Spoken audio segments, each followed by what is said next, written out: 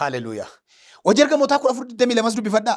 Gidiraa baay'ee keessa darbuudhaan mootummaa Waaqayyootti galuun nuuf taa'an Phaawulos. Adeemsa marsaa jalqabaa deemanii gaafa deebi'an waldaa dhaban erga jajjabeessanii booda rakkina isaan irra ga'e taa'anii Phaawulos amantoota jajjabeessan jedha. Maal jedhanii? Rakkina baay'ee keessa darbinee mootummaa Waaqayyootti galuun nuu kennameera. Kanaaf karaan mootummaa Waaqayyoo karaan kiristaanaa rakkina qabdi. Dhiphina qabdi, boo'icha qabdi. Warra akka biltsiginnaa wangeela biltsiginnaadhaan kana haasaan miti. Rakkina qaba Kiristoos wajjin deemuun, gidiraa qaba Kiristoos wajjin deemuun, jibbamuu qaba Kiristoos wajjin deemuun, sana hundumaa immoo fudhachuu qabna erga kan isaa taane. Gidiraa dhufu sana baqachuu hin qabnu. Gidiraa ta'u sana laallee dhiisuu hin qabnu Kiristoosiin. Dhiibnee galuu hin qabnu sababa Kiristoosiif arrabsoo baachuun eebba.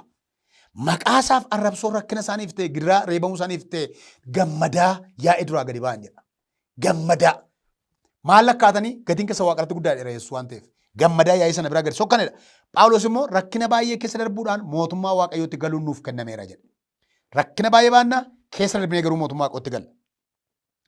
Wangeela Yohaannis boqonnaa 13 irraa immoo maalidha? Biyya lafaatti rakkina qabdu garuu jabaadhaan biyya lafaa moo'eera jedha Yesuus.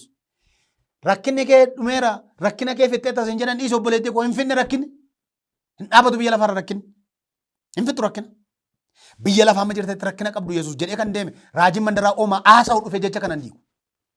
Biyya lafaatti rakkina qabda. Sooromtes rakkina qabda. Iyyoomtes rakkina qabda. Sii mijates rakkina qabda. Sii bijachuu baates rakkina qabda. Biyya lafaatti rakkina qabu garuu jabaadhaa ani biyya lafaa moo'eera.